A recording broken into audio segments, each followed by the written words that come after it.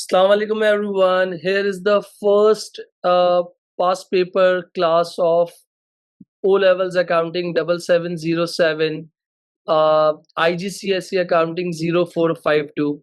अगर जो बच्चे ओ लेवल्स अकाउंटिंग का पेपर देंगे उनका सब्जेक्ट कोड होगा 7707 और जो बच्चे आईजीसीएसई अकाउंटिंग का पेपर देंगे उनका कोड होगा 0452. Guys this is the first yearly pass paper of paper one कि हम एमसीक्यूज को कैसे टैकल करते हैं. राइट नाउ अब मेरी स्क्रीन पे एक पेपर खुला हुआ है जून 2025. आपके पास यहाँ पर सबको मेरी स्क्रीन पे दिख रहा होगा जून 2025 और आपके पास पेपर 25 7707 और आपका जो कोड है और पेपर जो है 12 है. 1 आवर 15 मिनट का टाइम ड्यूरेशन है. But same as it is अगर कोई बच्चा आईजीसीएसई से बिलोंग कर रहा है और कोई बच्चा आईजीसीएसई का पेपर देगा तो वो आईजीसीएसई के हिसाब से वो कौन सा होगा 0452. तो इस चीज को आपने मेक श्योर करना है और इस पे कंफ्यूज नहीं होना यार. 1 घंटा 15 मिनट का ये पेपर होगा और 1 घंटा 15 मिनट की फुल लेंथ में ही हमने इस पेपर को सॉल्व करना है. सबसे पहले आपके स्क्रीन पे जिस बच्चे से मैं बात करूंगा वो अपना माइक ऑन करके रिस्पॉन्ड करेगा और अगर किसी को किसी एमसीक्यूज में कोई डाउट होगा तो वो मुझे व्हाट्सएप भी मेरा ऑन है, वो मुझे बताएगा. अगर कोई शायद बच्चा है जो क्वेश्चन पूछने से डरता है या घबराता है वो मुझे व्हाट्सएप पे कर दे, मैं उसका बगैर नाम लिए दोबारा उसको एक्सप्लेन कर दूंगा. और अगर मैंने किसी का नाम कॉल किया और अगर उसने मुझे रिप्लाई रिस्पॉन्स नहीं दिया तो मैं उसका 3 मरतबा नाम कॉल करूंगा और अदरवाइज मैं फोर्थ अटेम्प्ट में उसको मीटिंग से रिमूव कर दूंगा और फिर वो दोबारा आज के दिन इस मीटिंग को ज्वाइन नहीं कर सकेगा. जो बच्चे नहीं आए किसी वजूहात की वजह से वो बच्चे जो है उनको आफ्टर क्लास मैं इस रिकॉर्डिंग को अपलोड कर दूंगा, इस पेपर को अपलोड कर दूंगा. हम यूट्यूब पे लाइव नहीं है, हम जूम के ऊपर हैं. आप जो क्वेश्चंस करना चाहो जिस तरीके से भी करना चाहो पूछ सकते हो. मैं स्टार्ट कर रहा हूँ, यहाँ देखिएगा. अगर मैं सबसे पहले क्वेश्चन की बात करता हूँ, एमसीक्यूज को करने का तरीका क्या है. Ricardo left his job as a machine operator. Ricardo जो है उसने जॉब छोड़ दी है. रिकार्डो नाम का बंदा है, उसने क्या कर दी है भाई, जॉब छोड़ दी है. अब जब जॉब छोड़ी है तो मेरा उससे सवाल है वो किस to start his own manufacturing business.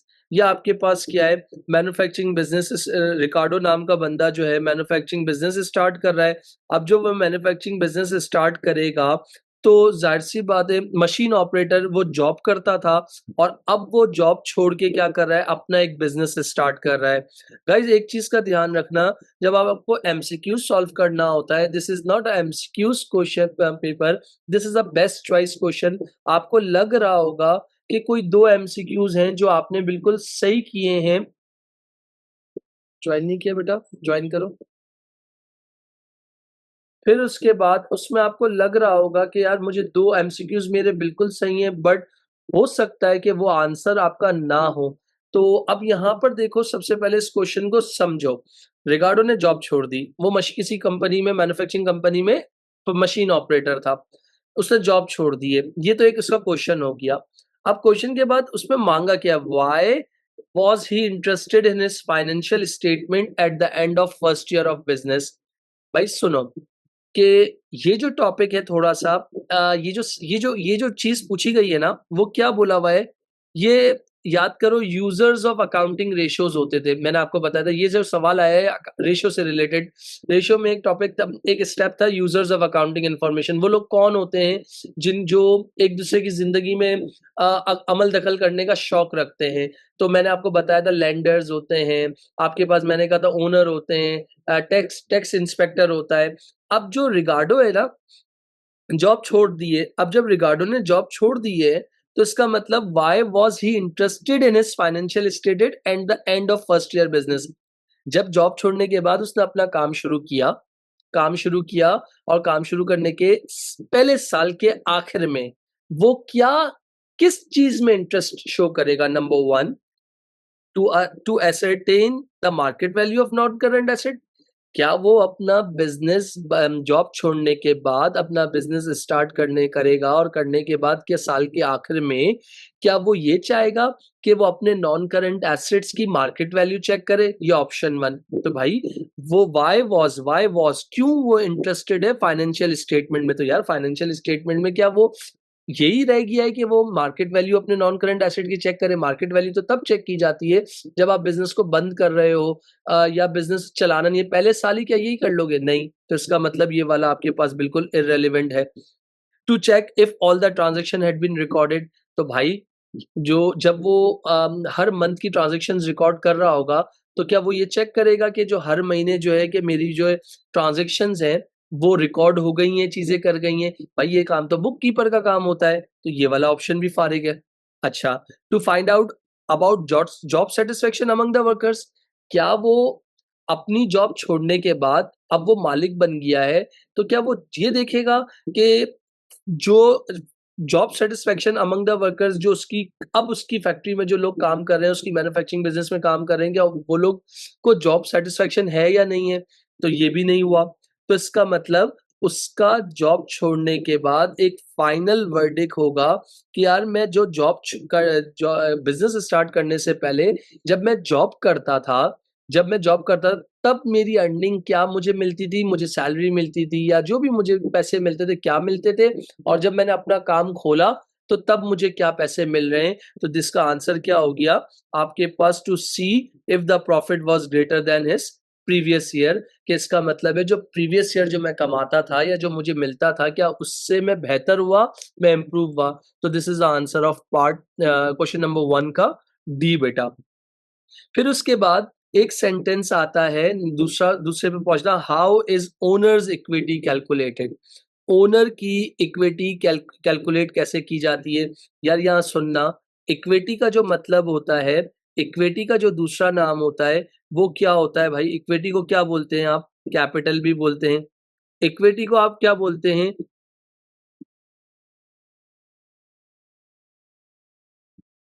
Monthly work solve करवा रहा हूँ, अगर आ सकते हो तो आ जाओ। तो आपके पास यहाँ पर क्या होगा, इक्विटी को क्या बोलते हैं? कैपिटल। तो भाई ओनर अपना कैपिटल कैसे फाइंड आउट करेगा? देखो एक अकाउंटिंग की इक्वेशन होती है, वो क्या होती है? Assets minus liabilities equal to capital. ये पूरी दुनिया में जो अकाउंटिंग की इक्वेशन फॉलो होती है, वो ये फॉलो होती है। मगर कैम्ब्रिज ने इस इक्वेशन को क्या कर दिया है? रीडिज़ाइन कर दिया। कैम्ब्रिज ने इस इक्वेशन को क्या कर दिया है? रीडिज़ाइन कर दिया है। तो अब जब रीडिज़ाइन किया, तो कैम्ब्रिज क्या कहता है? Assets equal to capital plus assets equal to capital plus liability. तो आपके पास यहाँ पर क्या होगा कि आपके जो एसेट्स किसके बराबर हैं? कैपिटल प्लस लायबिलिटी के बराबर हैं। तो इसका मतलब यहाँ देखना, पहला ऑप्शन अभी मैं छोड़ रहा हूँ। ये है, क्या बोला हुआ है? टोटल एसेट्स, क्या बोला हुआ है? Total assets plus total liability. तो टोटल एसेट्स टोटल नहीं, ये तो हो नहीं सकता। Current asset minus current liability, current asset minus current liability, तो ये इससे आंसर निकलता है कि ये क्या होता है? वर्किंग कैपिटल फाइंड आउट करने का एक तरीका है। सही है। और non current asset minus non current liability नहीं। तो इसका मतलब this is the final answer of question number 2 is, अगर ओनर इक्विटी निकालनी है, तो टोटल एसेट्स में से आपको क्या करना पड़ेगा? टोटल लायबिलिटी को क्या करना पड़ेगा? माइनस करना पड़ेगा। तो दिस क्वेश्चन नंबर 2 का आंसर 2 हो गया। दिस इज़ एमसीक्यूज़, इस तरीके से ये सॉल्व करेंगे। अब इसके बाद ये बड़ा मज़े का सवाल है। ये जो होता है आपका, ये बेसिकली टॉपिक इससे रिलेटेड है, सेल लेजर, परचेज़ लेजर वाले सवाल से है। शूला का फाइनेंशियल ईयर मार्च में खत्म हो रहा है भाई। On 1st April there was a credit balance, मान लिया, सही है। Yasmin account in the Shula purchase ledger, Yasmin account in the Shula purchase ledger. अगर मैं आपसे बात करता हूँ, यास्मीन का अकाउंट है, ये देखिएगा, मैंने एक अकाउंट बना लिया। किसका बनाया? शूला का। शूला शूला का परचेज़ लेजर है। शूला परचेज लेजर बना रहा है और उसमें किसका किसका अकाउंट बना रहा है? यास्मीन का अकाउंट है, सही है। अब यहाँ पर उन्होंने बोला है there was a credit balance of $100, तो इसका मतलब जब आप क्रेडिटर का अकाउंट बनाते हो या ट्रेड पेबल का अकाउंट बनाते हो, वहाँ ओपनिंग बैलेंस दिया हुआ है, कितना दिया हुआ है? $100 का। तो व्हाट डज़ इट मीन? इसका मतलब क्या है? What does it mean? इसका मतलब क्या है कि अगर आपको मैं बात कर रहा हूँ, व्हाट डज़ इट मीन? इस सेंटेंस का मतलब क्या है आपके पास? तो शूला हैड पेड 100 टू यास्मीन। जब तक आप इसको रिकॉग्नाइज़ नहीं करोगे, शूला का जो फाइनेंशियल ईयर एंड हो रहा था 31 मार्च हो रहा था, यास्मीन शूला अपने लेजर में किसको बना रहा है? यास्मीन को बना रहा है। तो इसका मतलब है शूला को जो है फॉर एग्ज़ाम्पल पैसे लेने हैं और यास्मीन को क्या करने हैं? पैसे देने हैं। तो यहाँ पर देखा हुआ है शूला हैड पेड, तो शूला तो आपके पास पे नहीं करेगा ना भाई।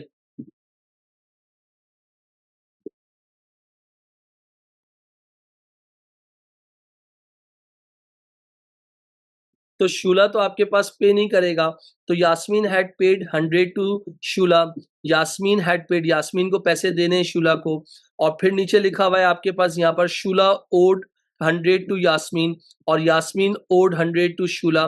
तो इसका मतलब दो तरह की कंडीशंस आपके पास हैं, यहाँ पर दो तरह के लोग हैं, वो कौन से हैं इधर देखिएगा, एक है शूला और एक है यास्मीन।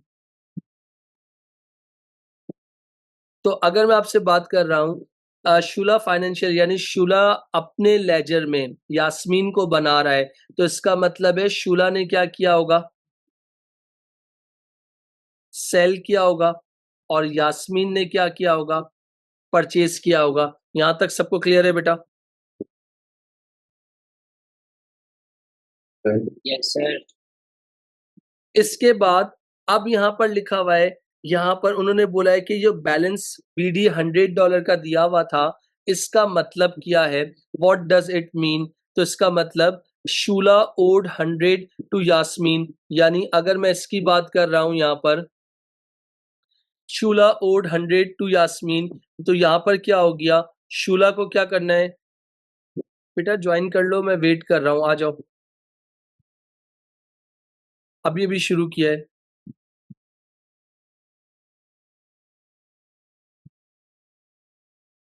आ जाओ, जल्दी आ जाओ।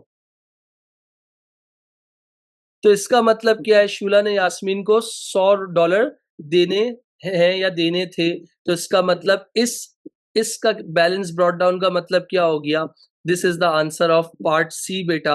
आपके पास क्वेश्चन नंबर 3 का आंसर क्या हो गया कि अगर मैं बात कर रहा हूँ शूला ने यास्मीन को क्या करने $100 देने हैं। हाँ, अगर ऐसा होता यास्मीन का लेजर होता और शूला का अकाउंट होता, तो इसका मतलब क्या होता? यास्मीन को शूला से पैसे लेने हैं। तो ये आपके पास पहला एमसीक्यूज़ हो गया, दूसरा हो गया, तीसरा हो गया। अब ये जो चौथा एमसीक्यूज़ आपके पास है, वो किससे रिलेटेड है, किस टॉपिक से रिलेटेड है? तो अगर मैं आपसे बात करता हूँ, ये सोर्स डॉक्यूमेंट से रिलेटेड है। सोर्स डॉक्यूमेंट कितने होते हैं आपके पास? इनवॉइस होता है, डेबिट नोट होता है, क्रेडिट नोट होता है, आपके पास रिसीट होता है, स्टेटमेंट ऑफ अकाउंट होता है और आपके पास बैंक जो आपके पास क्या होता है, ये मल्टीपल डॉक्यूमेंट्स होते हैं। अब उन्होंने यहाँ पर क्या बोला है 4th वाले में अगर मैं आपसे बात करता हूँ, which document may be used by business as proof that invoice has been paid. कौन-सा डॉक्यूमेंट आप यूज़ करोगे, जो बिज़नेस यूज़ करेगा, क्या यूज़ करेगा कि भई इनवॉइस पे कर दी गई है। अब इनवॉइस 2 तरह की होती है, ये भी मैंने आपको बताया था। क्या बताया था ये देखिएगा। इनवॉइस 2 तरह की होती है, एक होती है सेल्स और एक होती है परचेज़ बेटा। जब आपके गुड्स सोल्ड करते हो, सोल्ड ऑन क्रेडिट, यानी आप क्या करते हो गुड्स सोल्ड करते हो क्रेडिट पे, तो कौन-सी इनवॉइस इश्यू होती है? Sales invoice. और फिर आप गुड्स परचेज़ ऑन क्रेडिट, तो कौन-सी इनवॉइस इश्यू होती है? आपके पास परचेज़ इनवॉइस। मगर इन्होंने बोला कि कौन-सा ऐसा डॉक्यूमेंट यूज़ होगा जो बिज़नेस एज़ अ प्रूफ के इनवॉइस हैज़ बीन पेड। भाई देखें क्रेडिट नोट तब यूज़ होता है जब आपके पास कोई रॉन्ग रॉन्ग कलर आ गया हो या साइज़ जो है वो गलत आ गया हो, रॉन्ग साइज़ आ गया हो, रॉन्ग कलर हो गया हो, तो तब आप डेबिट नोट की रिक्वेस्ट देते हो कि क्रेडिट नोट इश्यू किया जाए। पेइंग इन स्लिप मतलब आपके पास जो आप चेक काउंटर फाइल के लिए कहते हो चीज़ें, और पेटी कैश वाउचर जो छोटे-मोटे खर्चों के लिए जो वाउचर बनाया जाता है। तो आपके पास यहाँ देखना व्हिच क्रेडिट आपके पास क्या लिखा हुआ है कि भाई व्हिच डॉक्यूमेंट। तो याद करो मैंने आप लोगों को ये भी बात बताई थी, जब आप लोग किसी को पैसे देते हो, आप ड्राई क्लीन वाले के पास जाते हो, आप न इसको भी छोड़ दो, आप अपनी अकेडमी में जाते हो, अकेडमी में जाके क्या करते हो, पैसे देते हो तो सामने वाला बंदा आपको एक सबूत के तौर पे एक एविडेंस दे देता है। इसी तरीके से स्कूल वाले आपको एक चालान इश्यू करते हैं और उस चालान में 3 पोर्शन होते हैं, स्टूडेंट कॉपी, बैंक कॉपी और पेरेंट कॉपी। तो आप जब बैंक में जाते हो तो वो क्या करते हो, वो 2 कॉपी अपने पास रख लेता है, 1 कॉपी आपको दे देता है। तो उस चीज़ को क्या कहते हैं, उस चीज़ को क्या कहते हैं, जब आप इनवॉइस की फाइनल पेमेंट कर दोगे तो उसके लिए कौन-सा डॉक्यूमेंट इश्यू किया जाएगा? क्वेश्चन 4 का आंसर क्या हो गया? रिसीट इश्यू किया जाएगा। फिर उसके बाद एमसीक्यूज नंबर 5 की अगर बात कर रहा हूं, अब एमसीक्यूज नंबर 5 पैटी कैश से रिलेटेड है। पैटी कैश का मतलब क्या है? जिस बच्चे को पैटी कैश का टॉपिक आता होगा तो वो ये एमसीक्यूज आराम से इसको सॉल्व कर लेगा। अब पैटी कैश की अगर बात कर रहा हूं तो सुनते जाइएगा, देखते जाइएगा, समझते जाइएगा। पैटी कैश का मतलब छोटे मोटे खर्चे, रोजमर्रा के खर्चे। पैटी कैश में एक इंपॉर्टेंट चीज होती है, वो क्या होती है? Impressed amount. इम्प्रेस्ड अमाउंट क्या होता है कि हर महीने एक फिक्स्ड अमाउंट आपका जो अकाउंटेंट है, ये जो आपका बॉस है वो आपको दे देगा। तो उसमें से जो खर्चे होंगे वो आप माइनस करोगे और जितना इंटरेस्ट है उसको रिस्टोर कर दोगे। बट इधर मांगा क्या है वो हम देखते हैं।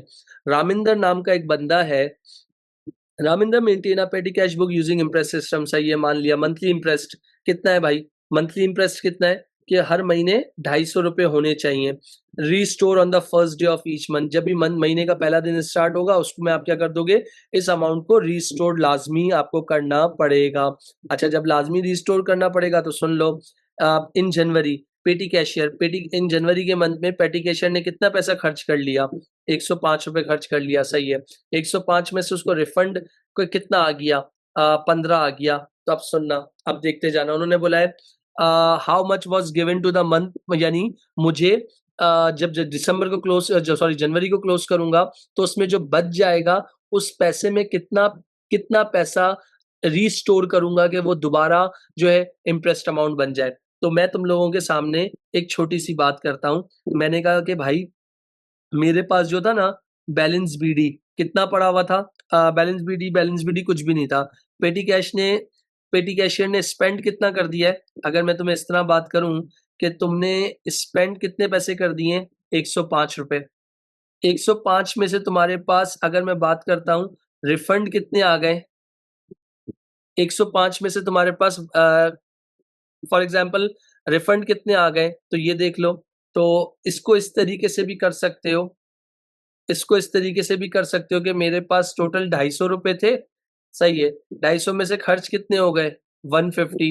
150 में से वापस कितने आ गए? 15। तो कोई बच्चा मुझे इसका टोटल करके बताएगा कितना आएगा? सर 105 है 160। कितना बेटा? सर 105 है 150 okay okay okay okay okay. तो 105 खर्च कर दिए, तो 250 में से 105 माइनस करो और 15 रिफंड करो तो 160 कितना? 160। यानी ये 160 मेरे पास होना चाहिए ना। इसको मैं अपनी जबान में क्या बोलूंगा? बैलेंस सीडी बोलूंगा। कब का बैलेंस सीडी बोलूंगा? जनवरी के लिए बोलूंगा। तो ये फर्स्ट फरवरी के लिए क्या बन जाएगा? फर्स्ट फरवरी के लिए क्या बन जाएगा? बैलेंस बीडी बन जाएगा। कितना बन जाएगा अगर आपको याद हो? तो 160। अब इस 160 में कितने पैसे प्लस करूं, इस 160 में कितने पैसे प्लस करूं कि ये किसके बराबर हो जाए? 250 के। तो कोई बच्चा बता सकता है इस 160 में कितने पैसे प्लस करूं कि ये आपके पास दोबारा 90 इंटरेस्ट बन जाए? जी भाई। 90।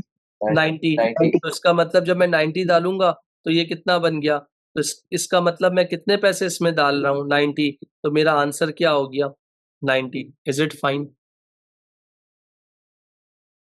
हानिया, Ayan, Bilal, Hasan Faisal, Maria, Ahmad, Mannan, Bilal, ji sir. Yunus, Ayesha, Uzaifa, yes sir. Hatim, Amna, सबको क्लियर? Yes sir. हानिया मेरा बेटा आपको क्लियर? Yes sir. मारिया मुझे प्लीज रिस्पॉन्ड करो बेटा, आपको क्लियर बेटा अगर मीटिंग में हो तो? जी सर क्लियर है। पक्की बात है? जी। हाजिक आपको क्लियर है बेटा?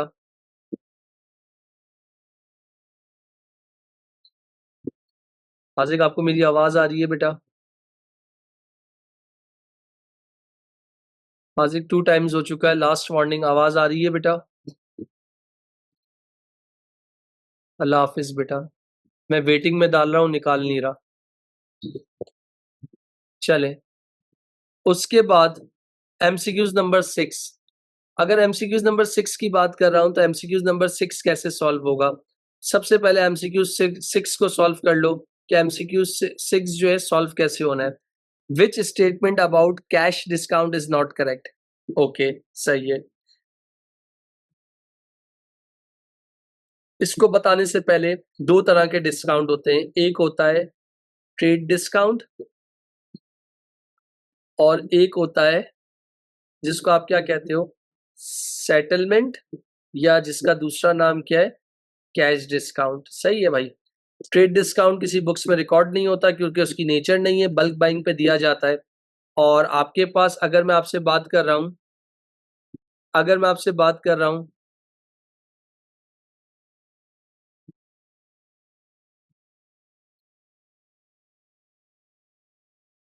तो अगर मैं आपसे बात कर रहा हूं यहाँ पर और कैश, जो सेटलमेंट डिस्काउंट होता है वो फाइनल पेमेंट पे दिया जाता है। उसमें दो तरह का डिस्काउंट होता है, एक होता है सेल्स डिस्काउंट और एक होता है क्या, परचेज डिस्काउंट। तो यहाँ पर आप देख सकते हो कौन सा डिस्काउंट आपके पास मौजूद है।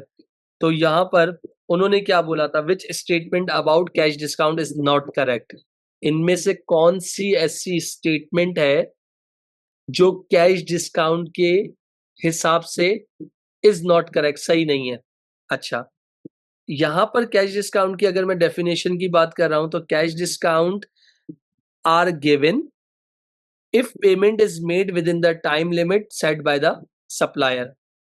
तो cash discount are given if, cash discount तब दिया जाता है, लेट्स से कि मैं आज तुम्हें सामान बेच रहा हूं, हानिया को, हसन को, बिलाल को, अहमद को, मारिया को, किसी को भी मैंने बेच दिया। अब बेचने के बाद मैंने एक शर्त लगा दी कि अगर तुमने 30 दिन के अंदर अंदर पैसे पे कर दिए तो मैं तुमको कैश डिस्काउंट दूंगा। तो मैं तो एज अ तुम्हें जब डिस्काउंट दूंगा, जब मैं तुम्हें डिस्काउंट दूंगा तो इस बात को सुनना, तो वो मेरे पॉइंट ऑफ व्यू से मैं सेल पे क्या कर रहा हूं, सेल्स डिस्काउंट दे रहा हूं जो मेरे लिए एक्सपेंस है। और तुम अपने पॉइंट ऑफ व्यू से बात रखोगे तो वो तुम्हें परचेज करने पे, टाइम पे पैसे देने पे तुम्हें क्या मिल गया, परचेज डिस्काउंट मिल गया। परचेज डिस्काउंट इनकम होती है और सेल्स डिस्काउंट आपके बिजनेस के लिए क्या होता है भाई, एक्सपेंस होता है। अच्छा, दूसरा सेंटेंस लिखा हुआ है cash discount are shown as a reduction of from the list price when goods are ordered. सबसे बेहुदा बात कही है, मगर कैसे अभी बताऊंगा। Customer will show cash discount given to them as other income in the income statement. Yes, आपके पास customer will show cash discount given to them as other income और supplier will show the cash discount as given an expense to the income statement। मैं तुम लोगों को discount दे रहा हूं तो वो मेरे लिए क्या होगी, अब जब ये कैलकुलेटर बंद करो, वो मेरे लिए क्या होगा, फॉर एग्जांपल एक्सपेंस होगा, और जो कस्टमर के लिए क्या होगा, इनकम होगा। तो भाई ये वाली तो स्टेटमेंट सही है, ये वाली भी स्टेटमेंट सही है, तो इसका मतलब कौन सी स्टेटमेंट सही नहीं है, वो ये वाली स्टेटमेंट सही नहीं है। क्यों नहीं है उसको भी देख लेना कि कैश डिस्काउंट आर शोन। भाई देखो, जब आप डिस्काउंट की बात करते हो ना तो लिस्ट प्राइस में से कैश डिस्काउंट कभी भी माइनस नहीं होता, लिस्ट प्राइस में से ट्रेड डिस्काउंट माइनस होता है। क्यों? ट्रेड डिस्काउंट बल्क बाइंग पे दिया जाता है, कस्टमर को इनकरेज करने के लिए दिया जाता है, कस्टमर को मोटिवेट करने के लिए दिया जाता है। और फिर इसके बाद जो अमाउंट बचती है उस पे सेटलमेंट या कैश डिस्काउंट होता है। अगर एक बंदा पैसे नहीं दे रहा तो आप उसको कहते हो कि भाई 2 दिन या 3 दिन 4 दिन के अंदर अगर तुमने पैसे दे दिए तो मैं तुम्हें फर्दर डिस्काउंट दूंगा। उस फर्दर डिस्काउंट को आप सेटलमेंट डिस्काउंट भी कहते हो और कैश डिस्काउंट भी कहते हो। तो यहां पर क्या था, विच स्टेटमेंट, विच स्टेटमेंट, और जब अगर किसी बच्चे को ये चीज रिवाइज करनी है तो वो मेरे पास मेरे चैनल पे जाएगा, वहाँ मैप एकेडमी में प्लेलिस्ट में डिफरेंस बिटवीन या cash discount vs settlement discount को सर्च करेगा, जिसकी लिंक मैंने आज ही आपके ग्रुप में डाली है, आपको ये चीज रिकैप हो जाएगी। This is the answer of question 6 का बी हो गया बेटा। फिर इसके बाद क्वेश्चन नंबर 7 पे आ जाइए। क्वेश्चन नंबर 7, अब ये जो आया ना वो एरर से रिलेटेड आ रहा है। क्वेश्चन नंबर 7 उसमें बोला हुआ क्या है, जिंदगी प्रिपेयर ट्रायल बैलेंस चाहिए भाई, total of the debit column चाहिए, total of the credit column. तो मैं इधर तुम लोगों के लिए क्या बोलता हूँ भाई, तुम लोग जल्दबाजी नहीं करना, मैं ट्रायल बैलेंस बना देता हूँ। ये देखो ऐसा कुछ ट्रायल बैलेंस होता है, अगर तुम लोगों को याद हो तो ट्रायल बैलेंस इस तरह का कुछ होता है। ये देखो मैंने बोला भाई, एक हो गया सीरियल नंबर, एक हो गया तुम्हारा डिटेल, एक होता है डेबिट और एक होता है credit.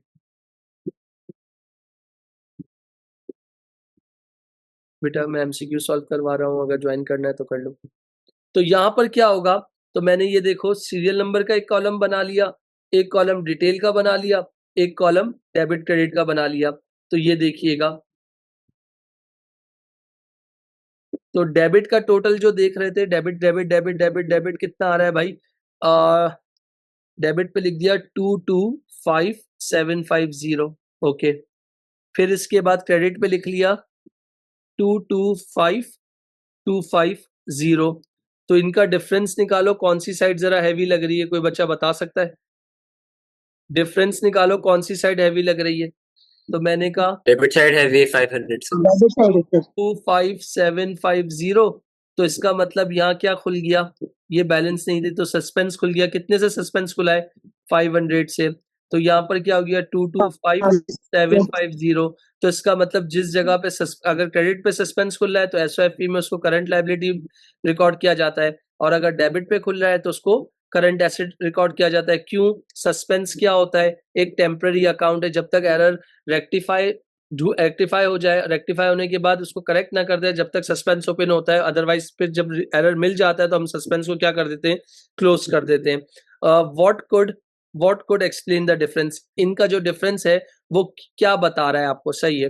The bank overdraft 250 was included as a debit balance.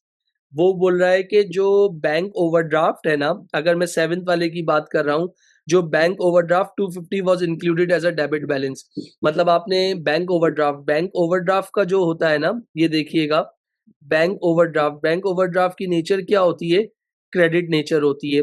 तो जब वो ट्रायल बैलेंस बनाओगे तो ट्रायल बैलेंस में फॉर एग्जांपल बैंक ओवरड्राफ्ट का होना चाहिए, बैंक ओवरड्राफ्ट का क्रेडिट होना चाहिए, मगर आपने उसको डेबिट कर दिया है, was included as a debit balance. जब आप इंक्लूड कर दिया है डेबिट बैलेंस में, तो इसका मतलब है आपने उसको क्या रिकॉर्ड कर दिया होगा, ट्रायल बैलेंस में डेबिट रिकॉर्ड कर दिया होगा। तो कम करने के लिए एक मर्तबा क्या करोगे, कम करने के लिए उसको एक मर्तबा क्या करोगे, यहाँ देखना करके बता रहा हूं।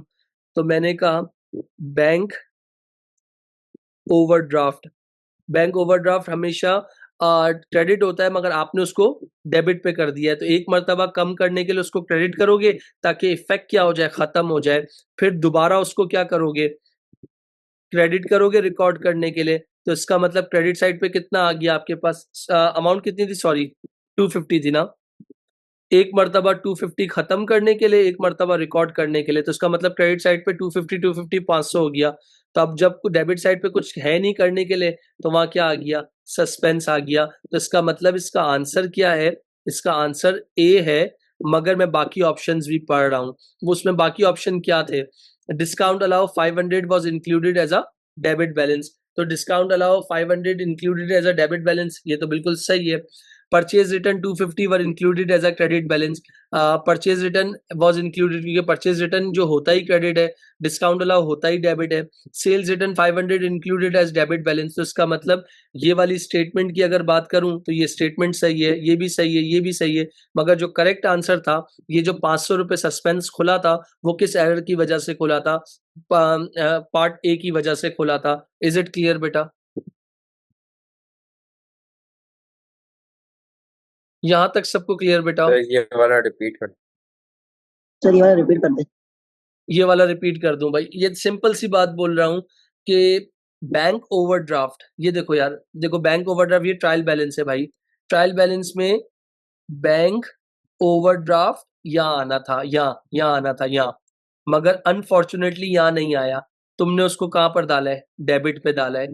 तो जब डेबिट पे डाला है, तो इसका मतलब बैंक ओवरड्राफ्ट को क्रेडिट करना था, यानी लायबिलिटी बढ़ रही थी। तुमने बढ़ाने की जगह उल्टा कम कर दी। तो एक मर्तबा अफेक्ट को खत्म करने के लिए तुम उसको क्या करोगे? 250 से क्रेडिट करोगे ताकि नलिफाइड हो जाए, निल हो जाए। फिर दोबारा उसको क्या करोगे? क्रेडिट करोगे 250 से। तो इसका मतलब अब डेबिट करने के लिए कोई ना कोई तो चीज चाहिए ना, तो उसका नाम क्या हो गया? Suspense account. Is it clear बच्चों? इज इट क्लियर बेटा? Yes, sir. 7th के बाद अगर मैं बात कर रहा हूं, अगेन ये देख रहे हो, 7th एरर था, 8 भी एरर है। 8 के एरर का आंसर क्या होगा? आप लोग, कौन बच्चा मुझे बताएगा? पहले 8 एरर Yes, आप sir. लोग पढ़ लो, फिर देख के बताओ। आप अगर चाहो तो चैट में बता सकते हो, या एक-एक करके अपने-अपने आंसर्स बता सकते हो, कर सकते हो। 1 मिनट रुकना। अगर किसी को चैट पे अपना आंसर देना हो, तो वो देख सकता है, और अगर किसी को कोई क्वेरी हो, तो उसका वो क्वेश्चन रेज़ कर सकता है। मैंने यहाँ साइड पे चैट बॉक्स कर ली है। 8 पढ़ रहा हूँ, ये देखिएगा। Michael open a suspense account सही है। When he prepared draft financial statement सही है। He then discovered the purchase of 68 had been credited to the purchase account 86। ज़बरदस्त। अब ये वाला जो एरर आपके पास आ रहा है ना, 8 वाला, इस 8 वाले में करना क्या है? Which entry was made in the suspense account when this error was corrected? कौन सी एंट्री जो है सस्पेंस अकाउंट में रिकॉर्ड होगी जब आप एरर को सही कर लोगे? कोई बताएगा आंसर, या मैं सॉल्व करके बताऊं?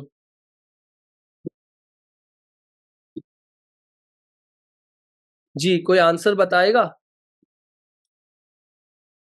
कोई भी नहीं?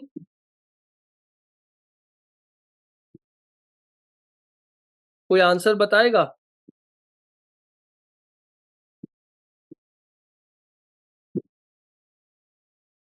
18 क्रेडिट। हुज़ैफा अमजद के हिसाब से 18 क्रेडिट मतलब ए सही है। आमना शहजाद 18 क्रेडिट, आमना शहजाद के हिसाब से भी ए। ओके, 2 बच्चों ने दिया। सही है, गलत है, कोई मसला नहीं है, बट आंसर चाहिए। सही है, गलत है, कोई मसला नहीं, बट आंसर चाहिए। एक बच्चे ने व्हाट्सएप पे मैसेज किया है और कहा है कि अ, एक बच्चे ने व्हाट्सएप पे मैसेज किया है बी। पता नहीं आंसर सही है, गलत है, ये नहीं पता। क्या आपने लीव कर दिया है? आप जवाब नहीं दे रहे थे ना? तो आपने, मैंने 3 बार आपको पॉलिसी पता है ना, रिजॉइन करो। मैंने निकाला नहीं था, वेटिंग में डाला था।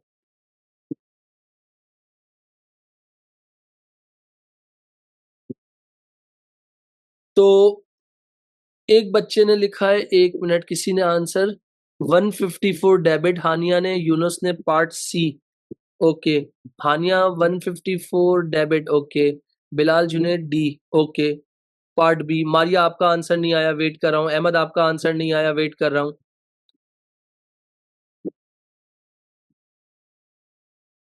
Bilal Junaid D, okay. Maria Imran C. जबरदस्त भाई। अब ये जो सी वाले हैं ना, सी वाले, ये जो है ना, फरिश्ते लोग निकले हैं। बाकी लोगों ने ट्राई किया तो कोई बात नहीं, वो अगली मर्तबा वो तुक्के लगाइएगा और जीतो पाकिस्तान से नाम लेके जाइएगा।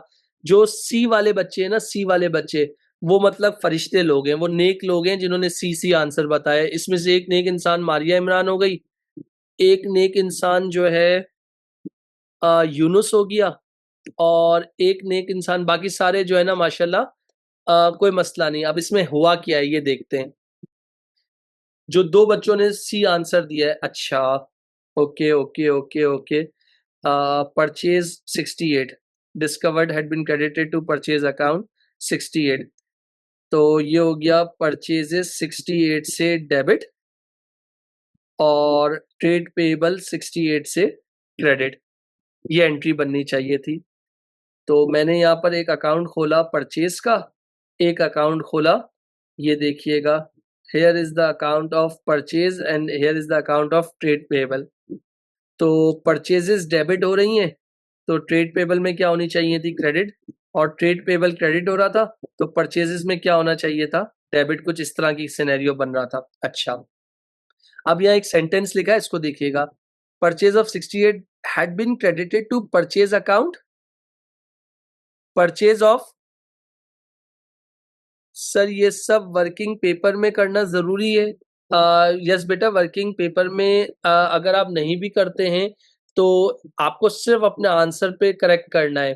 तो वर्किंग आप अपने पास पेंसिल से वो आपको खुद प्रोवाइड करेंगे, और आप जब जाहिर सी बात है इस तरह के क्वेश्चंस आएंगे तो वर्किंग आपको लाजमी दिखानी है, और अगर नहीं भी दिखा रहे तो उसका कोई मसला नहीं है, क्योंकि पेपर 2 में वर्किंग शो करनी होती है, पेपर 1 में आपको डायरेक्ट करेक्ट आंसर होता है। ये तो मैं आपको एक्सप्लेन कर रहा हूँ, इस वजह से मैं सारी चीजें करके दिखा रहा हूँ। अच्छा, इसका मतलब है ये वाली इस वाली कायनात में ये बिल्कुल परफेक्ट बातें हुई होंगी। मसला किसके अंदर आया है? मसला किसके अंदर आया है? Had been credited to purchase account 68।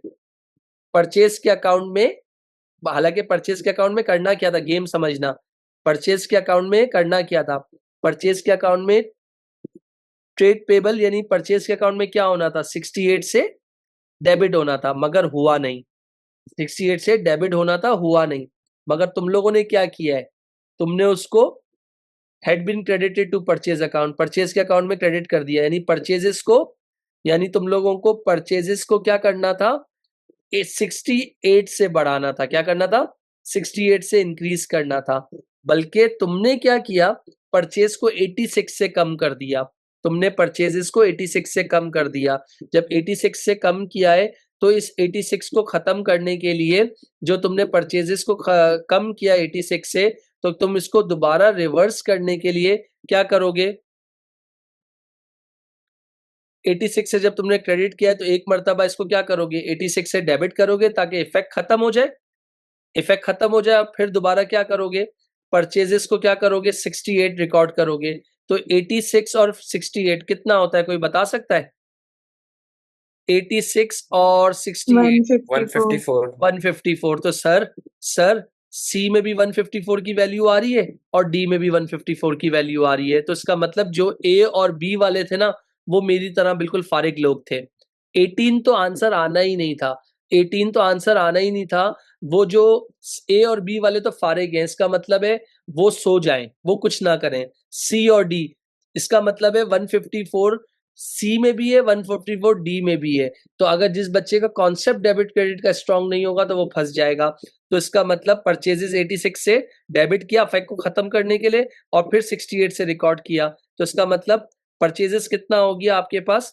Purchases debit side पे कितना हो गया टोटल? 154। तो क्रेडिट किसको कर दिया? सस्पेंस कर दिया। कितने से? 154।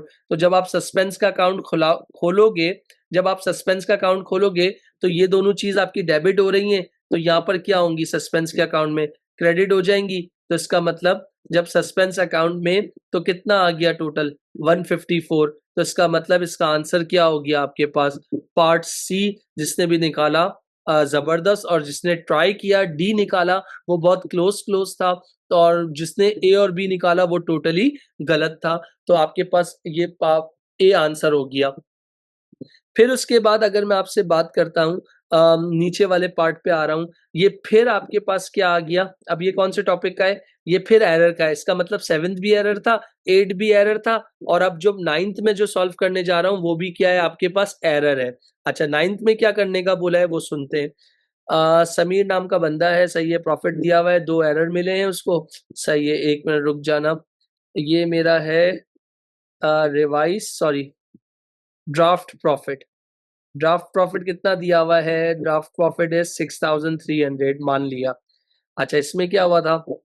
एक चेक रिसीव हुआ था, कितने का? क्रेडिट कस्टमर से, had only be recorded in the cash book. तो इसकी एंट्री बन गई। तो तुम्हारा बैंक 3250 डेबिट, और ट्रेड रिसीवेबल्स क्रेडिट 3250। तो इसका मतलब इन दोनों चीजों से ये भी तुम्हारा एसेट है और ये भी तुम्हारा एसेट है। तो दो एसेट से प्रॉफिट पे कोई फर्क नहीं पड़ता। अच्छा, फिर इसके बाद अगर मैं बात करता हूं आपके पास, इधर देखिएगा, डिस्काउंट रिसीव सही है। Discount allow column in the cash book, सही है। 300 का डिस्काउंट अलाउ था। तो डिस्काउंट अलाउ तुम्हारे लिए क्या होता है? बिजनेस के लिए एक्सपेंस होता है। और वो एक्सपेंस कैश बुक में कहाँ रिकॉर्ड होता है, डेबिट पे रिकॉर्ड होता है, मगर तुमने उसको डिस्काउंट अलाउ को डेबिट करने की जगह तुमने क्या कर दिया, डिस्काउंट रिसीव को क्रेडिट कर दिया। बेसिकली तुम लोगों ने ये हरकत की है, डिस्काउंट रिसीव 300 को क्रेडिट कर दिया, ये एक हरकत की है। अब जब तुम्हें डिस्काउंट अलाउ को डेबिट करना था, तुमने उसकी जगह डिस्काउंट रिसीव को किया है। तो अब जब डिस्काउंट रिसीव को क्रेडिट कर दिया है, तो इफेक्ट को खत्म करने के लिए एक मर्तबा क्या करोगे, इसको क्रेडिट करोगे ताकि नील हो जाए, और फिर दोबारा क्या करोगे, डिस्काउंट अलाउ को डिस्काउंट रिसीव, आपको क्या कर डिस्काउंट रिसीव कहीं से भी नहीं लाना था, तो आपने उसको गलती से क्रेडिट कर दिया है। खत्म करने के लिए क्या करूंगा, एक मर्तबा डेबिट करूंगा ताकि इफेक्ट खत्म हो जाए, और फिर दोबारा सही से डिस्काउंट अलाउ को रिकॉर्ड करूंगा। तो ये हो गया 300। तो इसका मतलब सस्पेंस कितने से क्रेडिट हो गया, 600। तो इसका मतलब हो गया इस 6300 के प्रॉफिट में मुझे माइनस करना था, बल्कि मैंने इसको 600 300 से क्या कर दिया था, बढ़ा दिया था। तो जब सही किया तो सही करूंगा तो डिस्काउंट अलाउ को प्रॉफिट में से, क्योंकि जब एक्सपेंस बढ़ता है तो प्रॉफिट क्या होता है, कम होता है। तो इसमें मुझे बताओ कितना आंसर आ रहा है, कोई बच्चा बताएगा कितना आंसर आ रहा है, 5700, कितना बेटा, 5700, पार्ट सी, 5700। 700। तो मेरा जो रिवाइज प्रॉफिट हो गया, क्या ऑप्शन में है क्या, ऑप्शन सी इसका आंसर हो गया। इज इट क्लियर बेटा सबको? Yes sir. मेरे ख्याल से यूनुस ने आंसर दिया है सी, हुजैफा अमजद ने भी दिया है और हाजिक ने भी दिया है। जबरदस्त यार, वॉइस जबरदस्त, तीनों ने सही दिया है, सी सी सी, गुड यार। 9th के बाद मैं जा रहा हूँ 10th के ऊपर। 10th वाला क्या था भाई, अब 10th अभी फिर एरर आ गया। इसका मतलब सुनो, 7th एरर, 8 एरर, 9 एरर और 10 एरर, मतलब 35 एमसीक्यूज में ये चौथा सवाल एरर का है। तो ये देख लो फिर एरर कितना खतरनाक है। बच्चे एरर की वीडियो वगैरह भी डली हुई है, तो इसका मतलब कंक्लूजन क्या निकलता है, जिस बच्चे का पेपर 2 में एरर अच्छा होगा तो इसका मतलब उसके सारे काम आसान हो जाएंगे। अच्छा, इसमें हुआ क्या है देखते हैं। मिंगल कैश बुक शो आ डेबिट बैलेंस, मिंगल की जो कैश बुक है, कैश बुक मतलब ये लो, कैश बुक मतलब ये डेबिट बैलेंस शो हो रहा है कितना, 4220 दिखा दिया। Okay, he later discovered the following error, सही है भाई। A cheque 200 issue for purchase of office equipment, सही है, मजे का है। इसका मतलब है इसकी एंट्री बनानी चाहिए थी, फॉर एग्जांपल क्या, ऑफिस इक्विपमेंट क्या करना था आपको, 200 से डेबिट करना था, और बैंक को क्या करना था, क्रेडिट करना था। ये एंट्री बनानी चाहिए थी, this is the correct entry. मगर तुमने उसको उसकी जगह क्या बनाई, तुमने बोला कि भाई ऑफिस एक्सपेंस। इस एरर को बेसिकली ये नॉट अफेक्टिंग वाला है, और इसका नाम क्या होगा, प्रिंसिपल होगा, रॉन्ग अकाउंट है और क्लास भी चेंज है। तो तुमने गलती से ये बना दी है। अच्छा, तुमने गलती से ये बना दी है, तुमने, तुम्हारे घर में बेसिकली इक्विपमेंट आया था, मगर तुम ये बोल रहे हो कि तुमने एक्सपेंस किया है भाई, हालांकि एक्सपेंस बनता भी नहीं था। तो तुमने क्या किया, एक्सपेंस को कम कर दिया, एक्सपेंस को 200 से कम कर दिया, और तुमने ऑफिस इक्विपमेंट को क्या कर दिया, बढ़ा दिया। तो ऑफिस इक्विपमेंट को बढ़ा दिया, तो ऑफिस इक्विपमेंट तुम्हारे लिए क्या होता है, एसेट होता है, सही है। तो इधर एसेट बढ़ रहा है, और ये तुम्हारा क्या है, एक्सपेंस है, और इधर एक्सपेंस क्या हो रहा है, कम हो रहा है, सही है। ये हकीकत में ये होना चाहिए था। अच्छा, बैंक चार्जेस, बैंक चार्जेस जो है $30 के थे, उसको गलती से तुमने कैश बुक में 70 रिकॉर्ड कर दिया। तो इसका मतलब एक्सपेंस जो था तुम्हारा कितना था, $30 का था। तुमने इसका मतलब एक्सपेंस को कितना रिकॉर्ड कर दिया, 70 रिकॉर्ड कर दिया। तो इसका मतलब 40 50 60 70 40 रुपए से क्या कर दिया, एक्सपेंस को इंक्रीज कर दिया है। ओके, सही है। अब उन्होंने बोला है व्हाट वाज द अफेक्ट, यानी फाइनेंशियल पोजीशन पे क्या, फाइनेंशियल नॉन करंट एसेट और करंट एसेट। अब देखते जाना भाइयों, इसका मतलब है तुम्हारा करंट एसेट पे और इस पे क्या फर्क पड़ेगा, एक minute. Basically office equipment increase करना था, तुमने नहीं किया, तुमने एक्सपेंस इंक्रीज किया है, सही है। तो ऑप्शन ए की बात कर रहा हूँ। तो ऑफिस इक्विपमेंट ओवर स्टेट हो गया 200 से, अगर मैं बात कर रहा हूँ। और करंट एसेट, करंट एसेट पे नो अफेक्ट क्यों भाई, करंट एसेट पे नो अफेक्ट क्यों, वो कह रहा है कि करंट एसेट पे कोई अफेक्ट नहीं है, अगर आप बात करते हो। अच्छा, फिर उसके बाद बोला है अंडर स्टेटेड बाई 200। आपने क्या किया, ऑफिस इक्विपमेंट जो था डेफिनेटली अंडर स्टेट किया है। तो इसका मतलब ए ए वाले अगर मैं बात करूं ना, ए वाले के पॉइंट ऑफ व्यू से एसेट जो है ना तुम्हारा ओवर स्टेट नहीं हुआ था, ऑफिस इक्विपमेंट को बढ़ाना था, तुमने नहीं बढ़ाया, तुमने उसकी जगह एक्सपेंस को बढ़ाया है। तो जब तुम्हें याद आया तो तुम ऑफिस इक्विपमेंट को क्या करोगे, बढ़ाओगे। मगर बोला व्हाट वाज दैट, तुम ये जब गलती कर चुके हो तो इस एरर का तुम्हारी एसओएफपी पे क्या फर्क पड़ेगा, इस एरर का तुम्हारी एसओएफपी पे क्या इम्पैक्ट आएगा, तो ये बात बतानी है तुम लोगों ने। तो अगर मैं बात कर रहा हूँ अंडर स्टेटेड वाला, तो ये कंफर्म हो गया। तो भाई यहाँ पर क्या हो रहा है, 200 अंडर स्टेटेड है, इधर भी 200 अंडर स्टेटेड है, इधर भी 200 अंडर स्टेटेड है। इसका मतलब बी, सी और डी में non current asset under stated तो है ही है। तो इसका मतलब आपके पास एक बच्चे ने आंसर दिया है, अब्दुल अजीज में चैट बॉक्स में दिख रहा है डी। ओके, जबरदस्त, बहुत जबरदस्त बेटा। अच्छा, अगर ये वाला अंडर स्टेट करता हूं तो ये बोलता है करंट एसेट पे अफेक्ट नहीं पड़ना। कैसे अफेक्ट नहीं पड़ना भाई, करंट एसेट पे कैसे अफेक्ट नहीं पड़ना। करंट देखो, इस वाले पहले वाले केस में तो करंट एसेट पे 200 से कोई फर्क नहीं पड़ना, क्योंकि ऑफिस इक्विपमेंट को बढ़ाना था, यानी एसेट को बढ़ा दिया और एक्सपेंस को कम कर दिया। तो इसका मतलब करंट एसेट पे उन्होंने बोला है नो अफेक्ट। मगर ये हो ही नहीं सकता, ये तो सिर्फ वन अगर होता तो तब होता। अब बैंक चार्जेस, बैंक चार्जेस का मतलब हो गया मेरे मेरे मैंने जो बैंक चार्जेस मेरे बैंक ने काटे ना, 30 रुपए काटे, तो इसका मतलब बैंक चार्जेस डेबिट और बैंक क्रेडिट, बैंक ने मेरे अकाउंट से 30 रुपए काट लिए, इसका मतलब है मेरा एसेट कम हो गया। ये हकीकत में था, मगर मैंने अपनी कैशबुक में ये शो करवाया है कि 70 रुपए कटे हैं।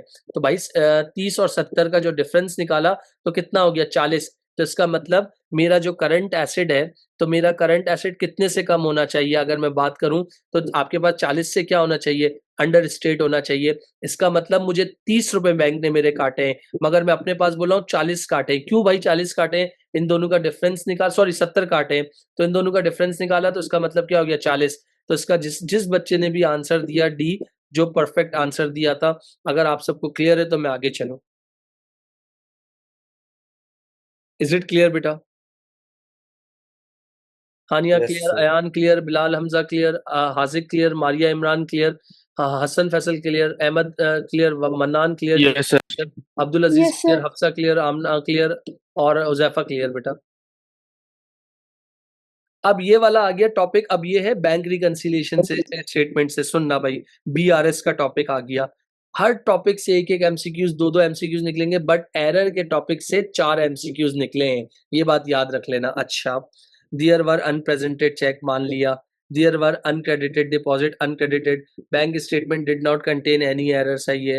ही started paper BRS with the credit balance on the bank statement. सुन लेना भाई, जब बीआरएस बनाते हो तो बीआरएस के 2 फॉर्मेट्स होते हैं, अगर तुमको याद हो। अगर क्वेश्चन साइलेंट होता है तो तुम cash book, balance as per cash book से जाते हो, सही है। तो उसमें ऐड क्या करते हो, यूपी करते हो, लेस क्या करते हो, यूसी करते हो, तो तुम्हारे पास क्या आ जाता है, बैंक स्टेटमेंट का बैलेंस आ जाता है।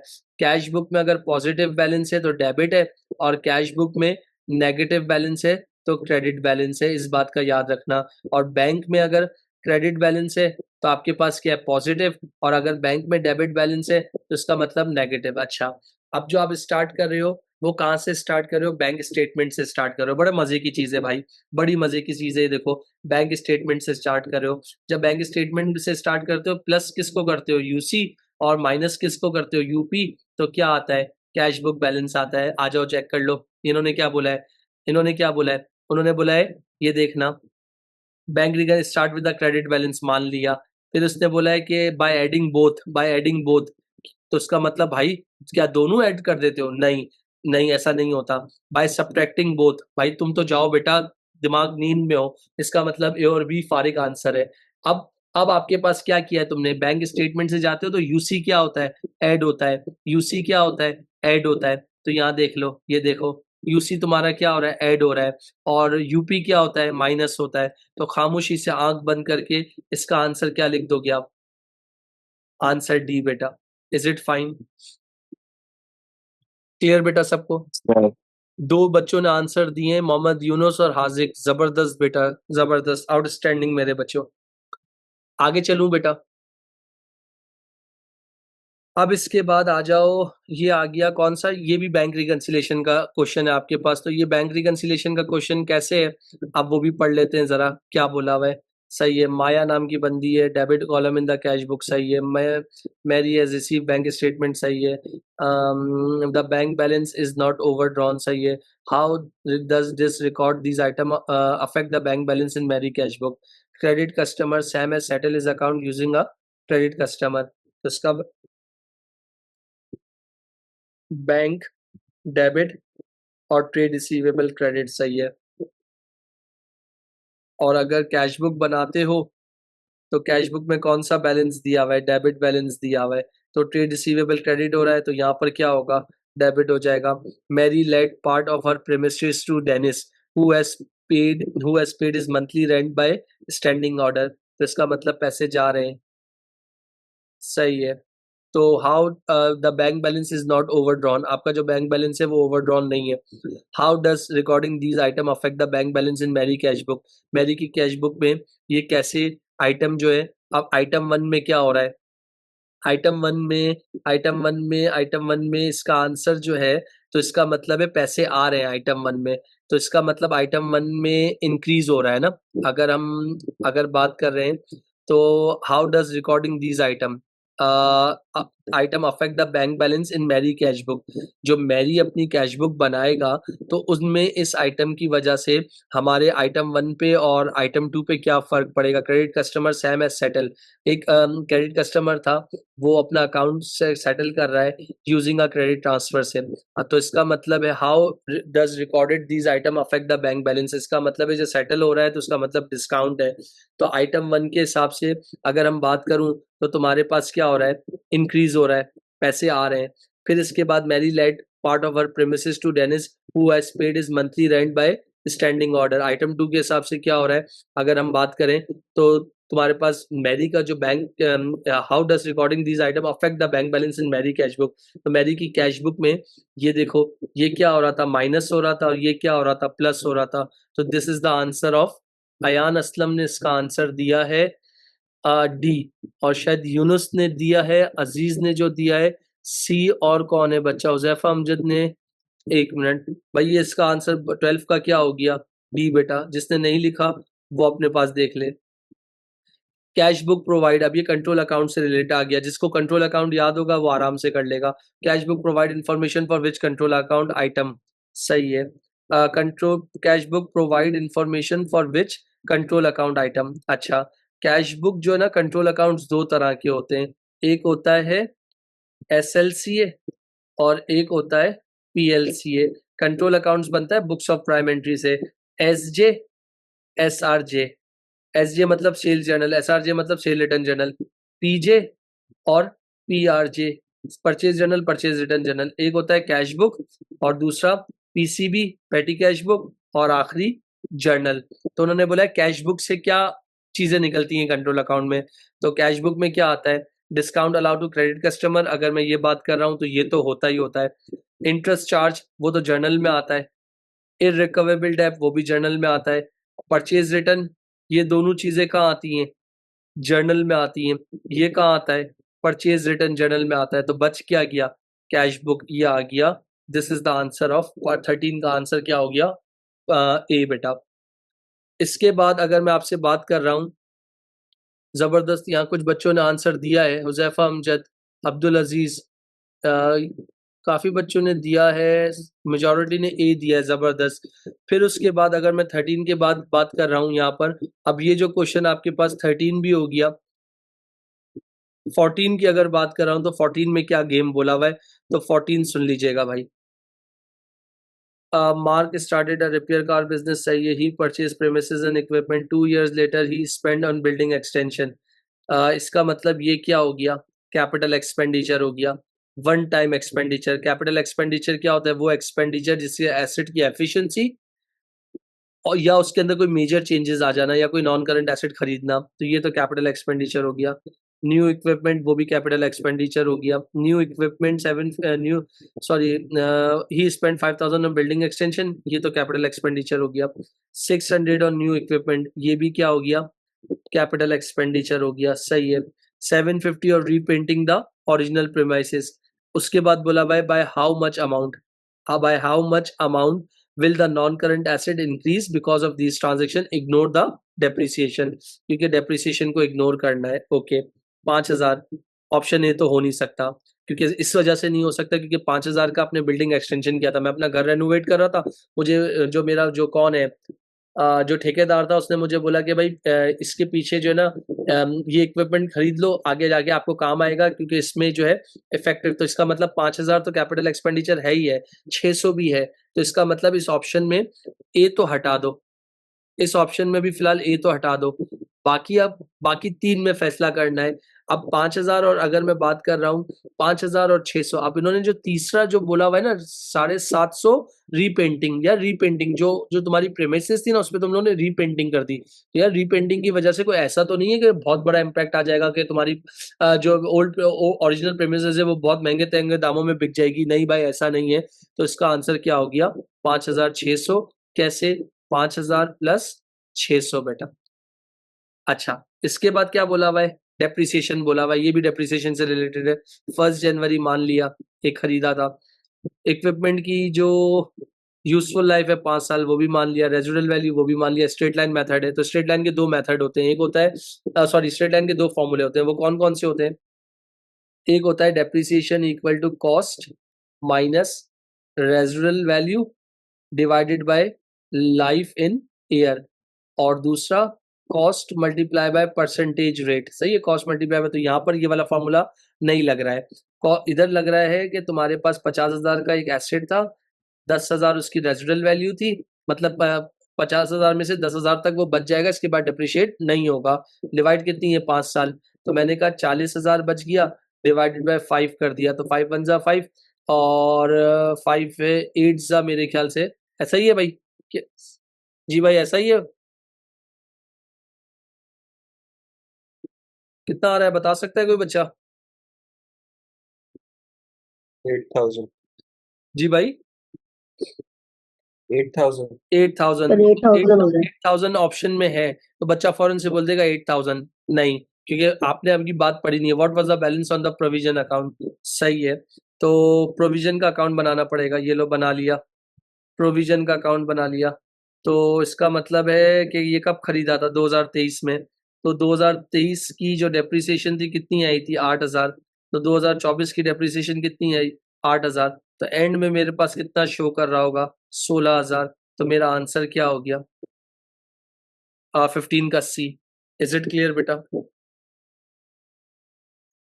फिर उसके बाद ये वाला अब जो सवाल आ रहा है ये है आपा एंड पाप वाला टॉपिक से। आपा एंड पाप वाले टॉपिक से इसमें करना क्या है? 16 की अगर बात, Anjum rent part of his premises सही है to Ajay 6120 per annum. Per annum का मतलब होता है आई slash S. Okay, at the beginning of the year Ajay had paid 2 month in Ajay had paid 2 month rent in advance. सही है, तो एडवांस का मतलब क्या हो गया? ये क्या हो गया? प्रीपेड हो गया। At the end of each year 3 month rent in advance. सही है, तो ये भी क्या हो गया? प्रीपेड हो गया। तो यहाँ पर क्या कर रहा है अंजुम की अगर मैं बात कर रहा हूँ, how much was rent receive, तो इसका मतलब है यहाँ जो रेंट रिसीव मतलब तुम्हारे अब्बा की बहन। इनकम, इनकम मतलब आपा। यहाँ देखते जाना। ए हो गया accrued income opening, P accrued income opening, P accrued closing, A accrued closing. अच्छा, इसके बाद यहाँ आ गया बैंक और यहाँ आ गया आई स्लैश एस। अच्छा, आई स्लैश एस कितना दिया हुआ था? 6120। एक्रूड का ओपनिंग कितना दिया हुआ था? 6120। मंथ रेंट इन एडवांस है ना, तो 6120 को डिवाइड करना ना 12 महीने से, कितना आ जाएगा जल्दी बताओ। हेलो 510 कितना? 510 510। 510 तो 510 अगर बात कर रहा हूँ एक्रूड ओपनिंग कैसे? 510 इंटू 2, 500 500 कितना हो गया? 1000, 1020 हो गया। अच्छा, तो यहाँ लिख दिया 1020। अच्छा, इसके बाद क्लोजिंग कितना बोला हुआ था? हेड 3 मंथ, तो इसका मतलब है 510 इंटू 3, 510 इंटू 3 तो 500 500 1500, 1530। तो यहाँ लिख दिया 1530। ये नहीं था, ये नहीं था, तो उन्होंने बोला था कितना रेंट रिसीव होगा? तो ये देख लीजिएगा 6000, 7000, 7140, 7100, 7140 में से 1530 माइनस कर दो, कितना आंसर आ जाएगा बता सकते हो? 7140 माइनस 1530 5610 कितना आंसर आ रहा है? 5610 तो 5610 आ रहा है। कितना आ रहा है? 5610 5610 5610 जो बच्चे मैंने गलती की है, अभी मेरा आंसर कैलकुलेशन करके ये निकल रहा है। कोई मेरी गलती बताएगा मैंने क्या की है? सोचो, बहुत बड़ा ब्लेंडर मारा है मैंने।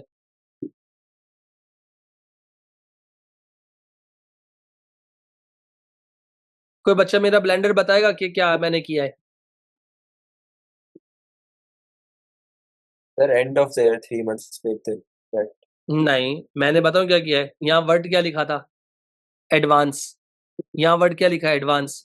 तो मैं क्या लिख रहा हूँ? 1020 ओपनिंग क्या लिख रहा हूँ? एक्रूड लिख रहा हूँ। तो ये भंड मैंने मारा था। तो मैं अब इसको मिटा नहीं रहा हूँ, इसको ऐसे कट कर रहा हूँ। 1020 यहाँ आना चाहिए था। इसी इनकम तरीके से स्टेटमेंट ऐड हो जाएगी, क्या चीज? ये ऐड हो जाएगी ना, इसके बाद 5610 से ऐड हो जाएगी तो 6630 आएगा। 6120। एक मिनट रुक जाइएगा भाई। और फिर इसके बाद ये जो 1530 गलत ये लिखा है वो यहाँ आना चाहिए था। तो यहाँ क्या करना चाहिए था? 6120। अगर मैं ये नया अकाउंट बनाऊं 6120 प्लस कितना? 1530। तो कितना हो जाएगा? 0, 5, 6 और 7। और इसमें से मैंने क्या माइनस करना था? 1020। तो जो मेरी बैंक की जो वैल्यू आनी थी ना, वो कितनी आनी थी? करो। 7650। 6630 7650 माइनस 6630 1020। 6630। तो ये आपके पास फाइनल आंसर हो गया। Is it clear? तो ये अप्रूवल एंड प्रीपेमेंट का आंसर था, आपके पास गिवन था। अगला एमसीक्यूज क्या बोला है? Why does a trader write off money owed by a credit customer as an irrecoverable डेब्ट? सही है। जब भी कोई व्हाई डज, क्यों क्यों ट्रेडर जो है इस तरीके का काम करता है? Why does a trader write off money owed by a credit customer as an irrecoverable डेब्ट? सही है। Because the credit customer because the credit customer has not paid their account at the end of trading period.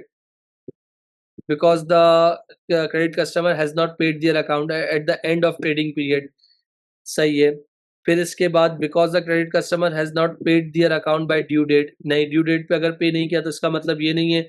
एक minute रुकिएगा, मैं charging लगा दूं।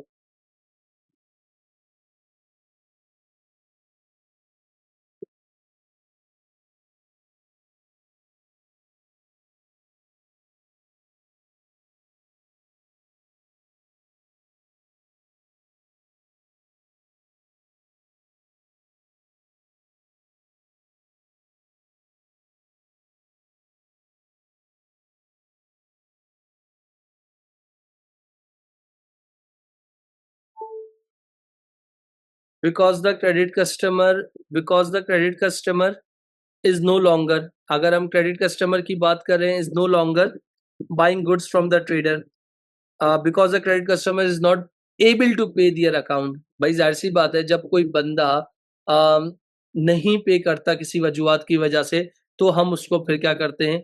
Bad डेब्ट अपना count करते हैं। 17 का आंसर क्या हो गया? डी। इसके बाद क्या हो गया? अगेन अगर हम बात कर रहे हैं यहाँ पर, उन्होंने क्या बोला था? अगर 18 पे शिल्पा फाइनेंशियल ईयर सही है, she wrote off a debt owed to Tyra as a, तो इसका मतलब इसकी जब एंट्री बनाई होगी तो वो क्या बनाई होगी? ताहिरा डेबिट और सेल्स क्रेडिट, ये एंट्री बनी होगी। फिर इसके बाद बोला है she wrote off debt owed. अब तायरा जो है ना भाग गई है। अब तायरा भाग गई है तो बिजनेस का एक्सपेंस क्या हो गया? इररिकवेबल डेब्ट क्या कर दिया? डेबिट कर दिया। और ताहिरा को क्या कर दिया? क्रेडिट कर दिया। तो कौन सा आंसर होगा? इन्होंने बोला है इनकम स्टेटमेंट बैड डेब्ट का अकाउंट। इन्होंने क्या बोला है? Which entry did Shilpa make on 31 March? अब जब शिल्पा जो है 31 मार्च को कौन सी एंट्री बनाएगी वो उन्होंने पूछा है। उन्होंने बैड डेब्ट को क्लोज करने का नहीं बोला। बैड डेब्ट को क्लोज करने का नहीं बोला। तो इसका मतलब ये जो ए है और आपके पास कौन सा वाला, अगर बात कर रहा हूँ ए है, वो तो आपका टोटली गलत है। तो इन्होंने बोला छोड़ दो। तो इसका मतलब है कौन सा आंसर सही हो गया? इररिकवेबल डेब्ट डेबिट और ताहिर क्रेडिट। तो ये आपका इसका आंसर हो गया सी। ये टॉपिक किस टॉपिक से था? इररिकवेबल डेब्ट के साथ था। अब जो इसके बाद है ये वाला जो टॉपिक है इन्वेंट्री वैल्यूएशन है, जो मेरा सबसे अच्छा स्टूडेंट है हाजिक, उसके लिए मैं ये सॉल्व करवा रहा हूँ। हाजिक अगर आप हो तो अपना माइक ऑन करो, मेरे साथ एक्टिव हो जाओ। आजिक आप क्लास में हो? अच्छा, आप जा चुके हो, ओके। तो यहाँ देखिएगा इन्वेंटरी वैल्यूएशन क्रिकेट बैट की अगर बात कर रहा हूँ, क्रिकेट बैट की ये होता है according to prudence inventory should be recorded lower of cost या एनआरवी, दोनों में से जो स्मॉल हो। यहाँ पर देख लेना कॉस्ट स्मॉल है, इधर एनआरवी स्मॉल है, इधर कॉस्ट स्मॉल है, इधर जो है एनआरवी है, ओके। तो इसका मतलब है अगर मैं टोनी की इन्वेंट्री की बात करता हूं तो 600 320 ये है कॉस्ट, ये है एनआरवी, ये है 900 कॉस्ट, ये 240 एनआरवी। तो इसका मतलब है 0 6 6 और 3 9 9 9 18 18 और 2 20। ऐसा कोई आंसर है? देखो चेक करो। ये सर, ये पक्की बात है? 20, यस सर। ओके, ये देख लीजिएगा भाई, ये आंसर हो गया 2060। इसके बाद आ जाओ विच स्टेटमेंट इज करेक्ट, इनमें से कौन सी स्टेटमेंट करेक्ट है ये आपको बताना है। 20th वाले में इनमें से कौन सी स्टेटमेंट करेक्ट है? The income statement is part of the double entry system and show a trader financial position. Income statement is part of double entry system, okay. Income statement is part of double entry system and show trader financial position. इन्होंने पहले और उसमें दूसरे में फर्क किया है। इधर बोला है show trader financial performance, trader की फाइनेंशियल परफॉर्मेंस, और दूसरा बोला हुआ है trader financial position, okay. Statement of financial position is part of double entry system and show assets and liabilities only. नहीं, स्टेटमेंट ऑफ फाइनेंशियल पोजीशन जो है अगर हम बात करते हैं, उन्होंने बोला है कि ये जो स्टेटमेंट है वो क्या है, रॉन्ग है, ये स्टेटमेंट रॉन्ग है 100%। इसके बाद बोला हुआ है statement of is part of double and show owners capital, तो ये वाली स्टेटमेंट भी क्या है, रॉन्ग है। आपको बोला करेक्ट स्टेटमेंट देखनी है, तो इसका मतलब income statement is part of double entry system और वो क्या दिखाती है, ट्रेडर की फाइनेंशियल पोजीशन बताती है कि भाई उसके पास कितने एसेट्स हैं, कितनी लाइबिलिटीज हैं, कितना कैपिटल है। तो 20 भी हो गया। 21 की अगर बात करने जा रहा हूं तो 21 में क्या बोला हुआ है वो देख लीजिएगा। ड्राफ्ट फाइनेंस, क्यों नहीं होगा क्या चीज बेटा? सर? पार्ट एक क्यों नहीं होगा इसके अंदर आंसर? बेटा वो आपके पास शो ट्रेडर फाइनेंशियल परफॉर्मेंस की बात कर रहा है ना। फाइनेंशियल परफॉर्मेंस तो जाहिर सी बात है वो बिजनेस जैसा परफॉर्म होगा उसके हिसाब से। हमें तो जो इनकम स्टेटमेंट जो है डबल एंट्री सिस्टम का पार्ट है, मगर जो इनकम स्टेटमेंट के बाद जो हमें क्या देखना होता है, जो ट्रेडर होता है उसकी फाइनेंशियल पोजीशन देखनी होती है ना, कि उसके पास कितने एसेट्स हैं, कितनी लाइबिलिटीज पे ऑफ करनी है, कितना कैपिटल उसके पास पड़ा हुआ है। अच्छा, सही है। ड्राफ्ट प्रॉफिट दिया हुआ है तो अब मुझे रिवाइज प्रॉफिट निकालना है, तो यहाँ लिखता हूँ 24,000, सही है। ट्रेड रिसीवेबल्स हैं, तो ट्रेड रिसीवेबल्स की अगर बात कर रहा हूँ is to be written off, तो 6,300 मेरे ट्रेड रिसीवेबल्स हैं, is to be written off इसका मतलब करना है। तो 6,300 में से 200 निकाल दो, कितना हो गया 6,100। 6,100 का 1% निकाल लो, कितना हो जाएगा 610। तो 610, तो इसका मतलब हो गया रिवाइज प्रॉफिट निकालना है, 200 रुपये एक माइनस कर दो और 610 एक माइनस कर दो, तो रिवाइज प्रॉफिट कितना आ जाएगा? कोई बता सकता है जल्दी से?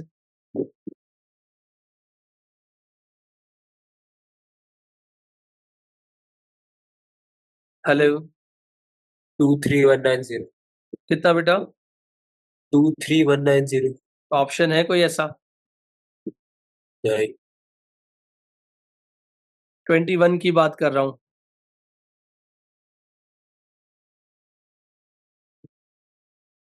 The amount of 200 is to be written off, एक मिनट, तो 24,000 minus 200, 23,800 multiply by 0.01,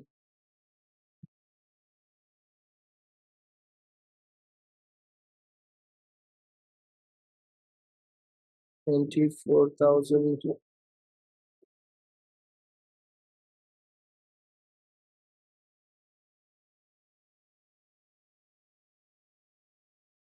24,000 draft profit है, ट्रेड रिसीवेबल 6,300 है, सही है।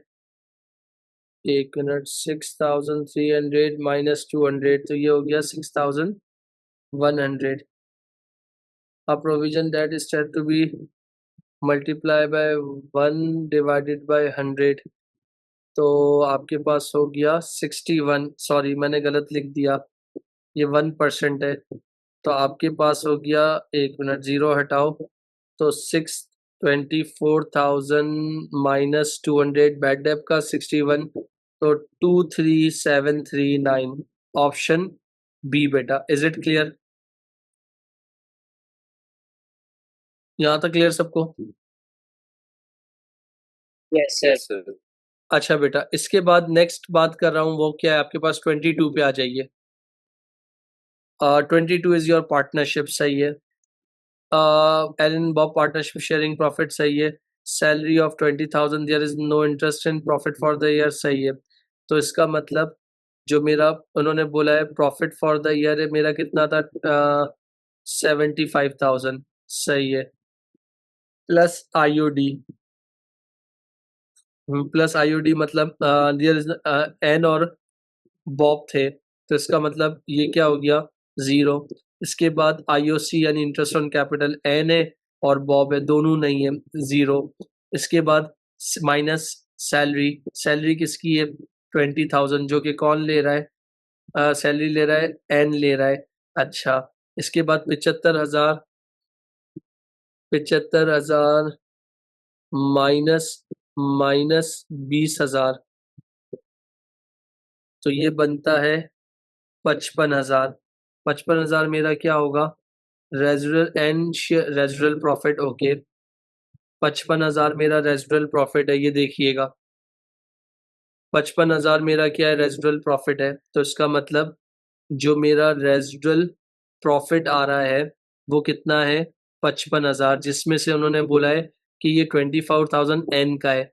तो 55,000 में से 24,000 किसका, एन का प्रॉफिट शेयर माइनस कर दिया, तो माइनस 24,000, तो पीछे कितना बच गया, पीछे कितना बच सर गया, 31,000, 31, कितना बेटा, 31,000, 31,000, एक मिनट रुक जाना, कितना बोल रहे हो, और 31,000, 31, 31,000 23 का, यस 31,023 का, और 31,000 इन्होंने बोला N is titled salary of 20,000, there is no interest on drawing और interest the profit for the year is 70, N share of the residual profit was 24,000। तो अगर एन का जो शेयर है 75,000 है,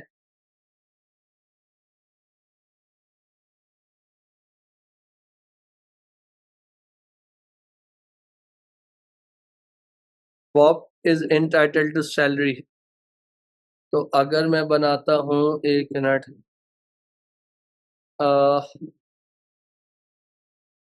बॉब का जो था रेजिडुअल प्रॉफिट कितना आया, 31,000, what salary was Bob entitled to? Ann and Bob are in partnership and sharing profit and 3:2. Ann is entitled a salary of 20,000 per annum. There is no interest in the profit for the year and share profit 24,000. तो अगर हम इसको Bob का अगर share भी मैं इस तरह करके निकालता, तो ये 24,000 जो है वो 3 है, तो x कितना हो गया, 2, तो 24,000 मल्टीप्लाई बाय 2, 48,000 डिवाइड बाय 3, तो इसका मतलब है ये वाला वे तो खत्म हो गया। अगर मैं इसको रेशियोज के हिसाब से अप्लाई करूं, इन्होंने बोला था कि एन और बॉब, ये कितना है आपका, एन का जो प्रॉफिट शेयर था 24,000, जिसका प्रॉफिट है 3, यानी 24,000,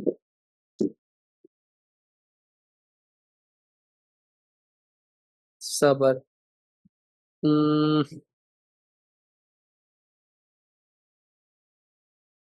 अगर हम बात कर रहे हैं, ये हो गया 24,000, ये है 3, और ये है x, ये कितना है 2, तो 24,000 मल्टीप्लाई बाय 2 डिवाइडेड बाय 3, तो सर 24, 16,000 होगा। एक मिनट बेटा, 24,000 इंटू 2 और 3 मल्टीप्लाई बाय x, तो ये हो जाएगा 48,000 equal to 3x, x equal to 48,000 divided by 3, तो इसका तो आंसर क्या है? 16,000 आएगा। कितना बेटा? 16,000। 16,000। तो इसका मतलब जो what salary was Bob entitled to, तो बॉब जो है कितनी सैलरी लेगा? आपके पास 16,000 सैलरी वो ले रहा होगा। फिर इसके बाद ये सर ये टॉप 31,000 क्यों नहीं होगा? जी बेटा, 31,000 क्यों नहीं होगा? बेटा 31,000 बॉब का प्रॉफिट शेयर है। 31,000 बॉब का प्रॉफिट शेयर है। आपको प्रॉफिट शेयर नहीं निकालना, आपको क्या निकालना था कि what salary was Bob entitled to बेटा, क्योंकि रेजिडुअल प्रॉफिट ऑलरेडी बॉब का दिया हुआ था, तो उसकी मदद से हमने क्या निकाल दिया, आपके पास प्रॉफिट निकाल दिया बेटा। अब उसके बाद क्या बोला हुआ है, what are the advantages to share holder for operating as limited company. जब क्या फायदे होंगे, शेयर होल्डर्स कौन होते हैं? आपके पास जो बंदा जिस कंपनी के शेयर खरीदता है वो क्या होता है, शेयर होल्डर्स होता है, और इन दी एंड शेयर होल्डर क्या होते हैं, ओनर होते हैं। अब यहाँ पर इसका आंसर क्या है, ये टॉपिक अभी मैंने आप लोगों को क्लास में पढ़ाया नहीं है, तो इसका आंसर 22 का आंसर क्या आ रहा है?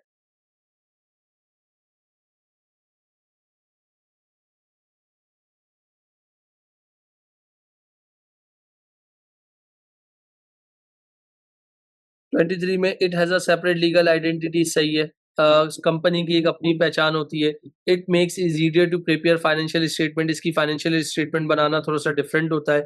It's quicker to prepare financial statement आपके पास, और इट प्रोटेक्ट पर्सनल एसेट्स। तो आपके पास 23 की अगर मैं बात कर रहा हूँ, तो 23 का आपके पास क्या फाइनल आंसर हो गया, 1 एंड 4, जिसमें आप अगर अपनी जो कंपनी जो है as a share holders of operating as a limited company, तो उसके क्या फायदे होते हैं जिससे आपका एसेट क्या हो जाता है, बच जाता है बेटा।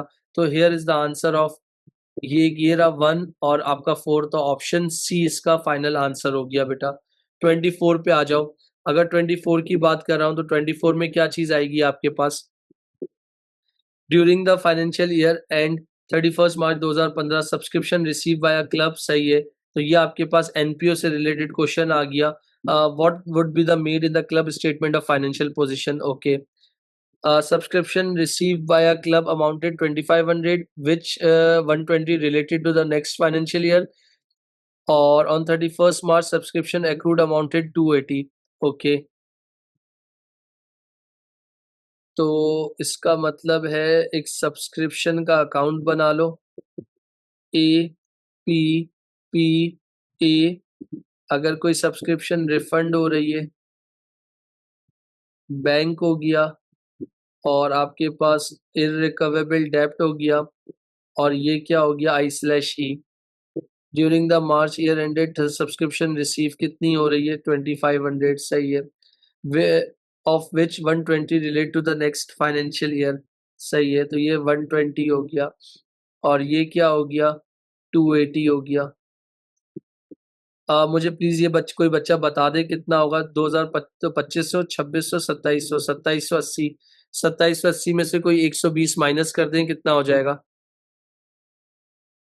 2,780 माइनस 120, 2,660, सही है।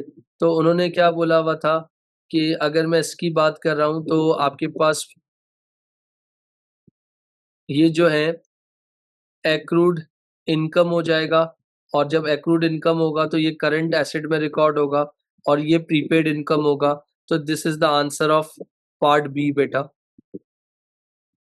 इसके बाद फिर एक और आपके पास क्लब अकाउंट से रिलेटेड आपका क्वेश्चन है, उसमें क्या बोला हुआ है, the bank account kept by sports club shows, आपके पास the subscription total 2695 were received during the financial year, this figure include the arrear of subscription owing from last year, it also include an outstanding lodgement, सही है। What amount of subscription include in the receipt and payment sports club account.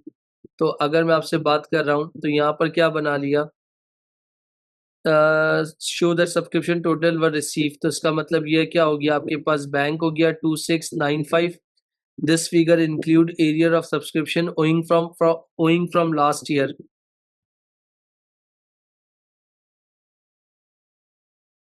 और it include it also include outstanding lodgements of subscription A P P A 195. इसका total करना कितना आ रहा है, 2695 plus 195, तो कितना हो गया 8890 माइनस 145. कितना आंसर आ रहा है, कोई बच्चा बताएगा?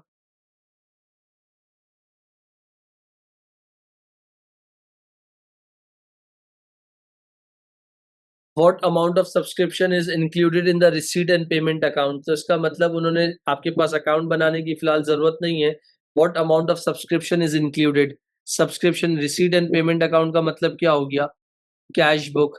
तो कैश बुक में सिर्फ क्या अमाउंट इंक्लूड होगी, आपके पास 2695. अकाउंट बनाने की जरूरत आपके पास थी नहीं. Tennis club sells refreshment on match days, तो आपके पास यहाँ पर देखना 26 की अगर बात कर रहा हूँ, at the end of first accounting period receipt and payment account include, सही है. What is the profit from refreshment, तो इसका मतलब ट्रेडिंग अकाउंट बनाना है. अब ट्रेडिंग अकाउंट कैसे बनेगा, सेल ऑफ रिफ्रेशमेंट कितनी हो गई, सेल ऑफ रिफ्रेशमेंट हो गई 2300. कॉस्ट ऑफ सेल्स की हेडिंग डाल दी, opening inventory of refreshment. Opening inventory of refreshment नहीं है, zero. Purchases of refreshment, purchases of refreshment के लिए मुझे क्या बनाना पड़ेगा, क्रेडिटर अकाउंट बनाना पड़ेगा. क्रेडिटर का ओपनिंग नहीं दिया हुआ, क्रेडिटर का ओपनिंग नहीं दिया हुआ. Bill for refreshment purchase 75 had not been paid. इसके बाद आपके पास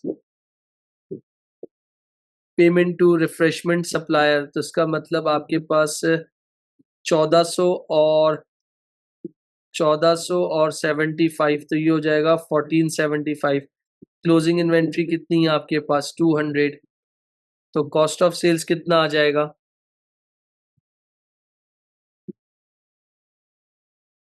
1475 माइनस 200, 1275. 1275 का मतलब हो गया 2300 मेरी सेल्स है, 1275 तो कितना हो गया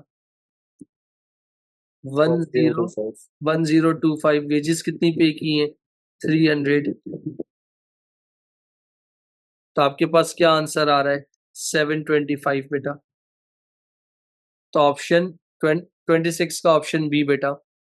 अब इसके बाद मैन्युफैक्चरिंग बिजनेस की अगर बात हो रही है, तो मैन्युफैक्चरिंग में आपने क्या करना है ये देख लीजिएगा. मैन्युफैक्चरिंग बिजनेस हो गया, सही है. प्राइम कॉस्ट दी हुई है, तो प्राइम कॉस्ट की अगर बात कर रहा हूं तो प्राइम कॉस्ट है 3,60,000, सही है. इसमें ऐड क्या कर दिया, फैक्ट्री ओवरहेड्स जो कि कितने हैं 114850, तो 3,60,000 प्लस 114850, तो कितना हो गया 474850. उसमें क्या किया, add work in process opening जो कि कितना है 0, lace work in process closing कितना है 8990. ओपनिंग में से क्लोजिंग माइनस किया, डिफरेंस कितना आ गया नेगेटिव आ गया. माइनस कर दो, माइनस 8990, तो 465860. और क्या गिवन था, sorry work in progress opening भी गिवन था. एक मिनट, ओपनिंग भी गिवन था, ऊपर टॉप पे था, कितना था 7940. तो 7940 माइनस 8990, तो कितना आ गया 1050 नेगेटिव आ गया. तो 474850 माइनस 1050, तो कितना आ गया 4. और तो कोई चीज मिस नहीं कर रहा मैं,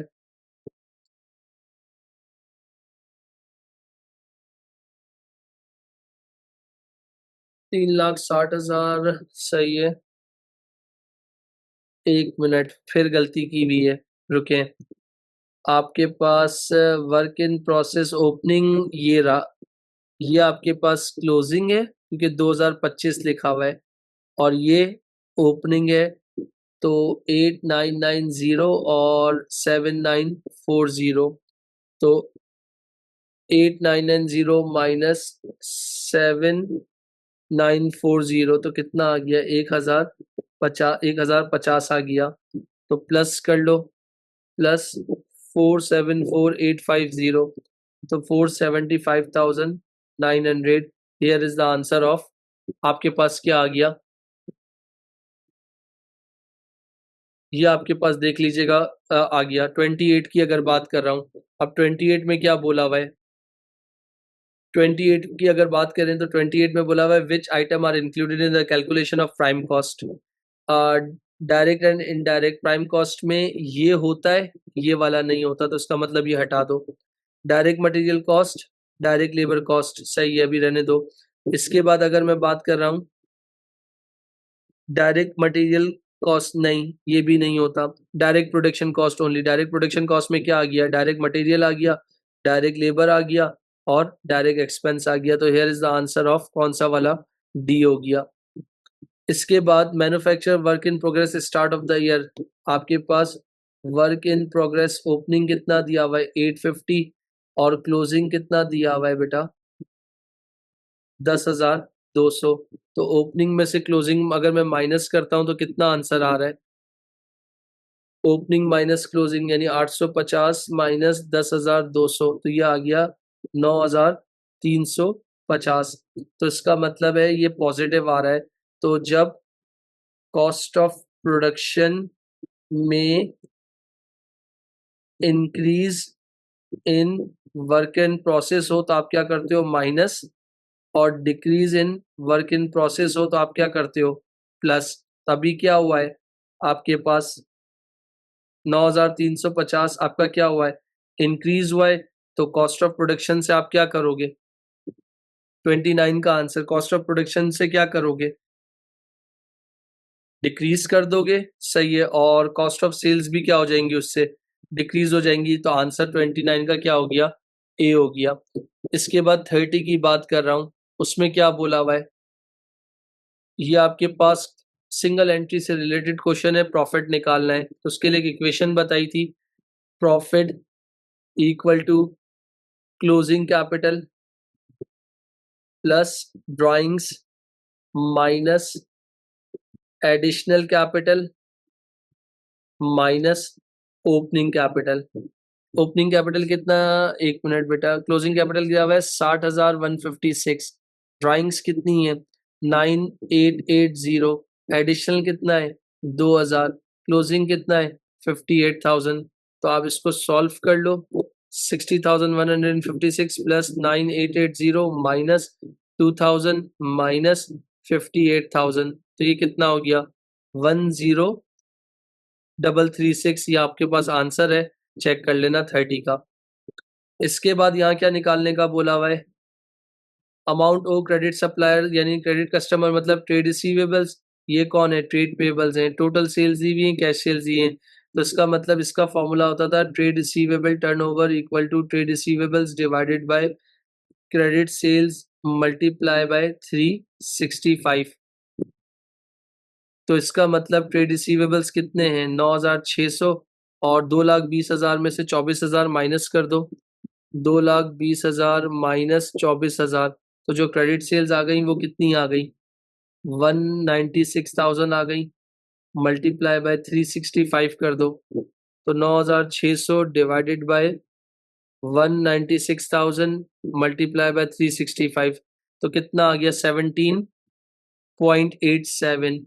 तो राउंड ऑफ ओके, डेज हमेशा आगे की तरफ जाते हैं, तो राउंड ऑफ ओके कितना हो गया आपके पास? बी आंसर हो गया। विच statement is the limitation of comparison of the accounting ratio? आपके पास तो यहाँ पर देख सकते हो, तो यहाँ पर क्या बोला हुआ है? Which statement is a limitation? तो limitation decide accounting records include a value of skills of the workforce, नहीं। बिजनेस में have the same accounting policies नहीं, हर बिजनेस की डिफरेंट अकाउंटिंग पॉलिसीज होती है। बिजनेस में have different sales price, yes, हर बिजनेस की डिफरेंट सेल्स प्राइस होती है। The available information may not relate to a typical year, which statement is a limitation of the comparison. Comparison करना है accounting ratio को different business से, तो इसका मतलब इसका आपके पास क्या आंसर आ गया 32 का, the available information may not relate to typical year. फिर 33 की बात कर रहा हूँ, 33 में क्या बोला हुआ है, Molati has a trading business that has a bank overdraft and make a profit. Molati का जो है एक ट्रेडिंग बिजनेस है और उसके पास बैंक ओवरड्राफ्ट है मगर प्रॉफिट हो रहा है, बैंक ओवरड्राफ्ट है मगर प्रॉफिट हो रहा है। तो यार बैंक ओवरड्राफ्ट का ताल्लुक तो तुम्हारे इनफ्लोस और आउटफ्लोस से होता है भाई। इसके बाद why would government to most interested in the financial statement of Mulati, यानी टू कंपाइल बिजनेस स्टैटिस्टिक्स, सही है, मुलाटी के बिजनेस स्टैटिस्टिक्स को कंपाइल करना है, to estimate trade payable days by Mulati, to plan remedial action where necessary, to see whether Mulati can repay his debt when due. Mulati has a trading business, Mulati का trading business है मगर उसके business में overdraft है और उसको profit हो रहा है। तो गवर्नमेंट जो होती है क्यों इंटरेस्ट लेगी उसके बिजनेस में, तो गवर्नमेंट इसलिए इंटरेस्ट लेगी कि भाई कि वो ओवरऑल जो है, गवर्नमेंट को क्या चीज चाहिए, टैक्स चाहिए आपसे। तो इसका आंसर क्या हो गया, टू कंपाइल बिजनेस स्टैटिस्टिक, वो उसके पूरे बिजनेस को क्या करेगा, कंपाइल करेगा। 33 का आंसर क्या हो गया, ए। फिर उसके बाद Vikram wanted to apply principle of consistency. Consistency का मतलब होता है ये आपके पास क्या है भाई, एक अकाउंटिंग प्रिंसिपल भी है और इसको आप लोग क्या बोलते हो, अकाउंटिंग कॉन्सेप्ट भी है। और ये किसके लिए अप्लाई होता है, डेप्रिसिएशन के लिए अप्लाई होता है। अगर आपने स्ट्रेट लाइन मेथड अगर कंटिन्यूसली अडॉप्ट कर लिया है एक नॉन करंट एसेट के लिए, तो आप मेथड को चेंज नहीं कर सकते जब तक वो एसेट आपके पास मौजूद है। अगर कोई बहुत स्ट्रॉन्ग रीजन है तो आप दोगे, अदरवाइज जो है अगर चेंज करोगे तो वो आप इस प्रिंसिपल के क्या चले जाओगे, अगेंस्ट चले जाओगे। व्हाट दिस रिक्वायर, तो यहाँ पर देख सकते हो, making the same number of deliveries in each year, नहीं। आपके पास paying the same amount of repairs each year, ऐसा कुछ भी नहीं होता। Providing the same amount of depreciation each year, ये भी ऐसा नहीं है। Using the same method of depreciation each year, ये बात किसने कही है, कंसिस्टेंसी ने कही है। ये तो क्या होता है, एसएलएम से डेप्रिसिएशन की बात कर रहा होता है। फिर इसके बाद आखिरी इस सवाल का रह गया है, Benson wanted to compare his profitability what that of his competitors, सही है।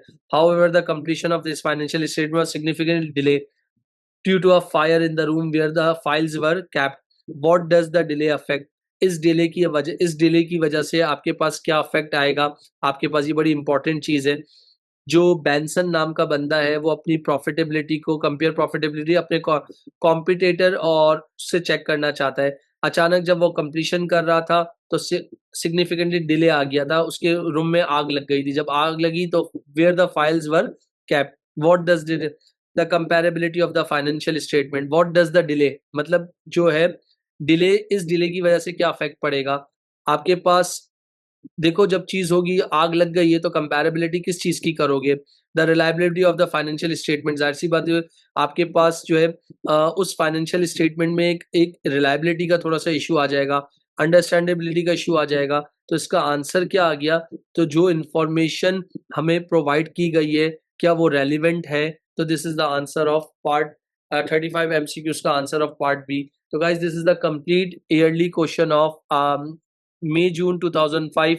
अगर ओ लेवल्स का बच्चा है तो 7707 ऑन करेगा, अगर IGCSE का बच्चा है तो 0452 ऑन करेगा।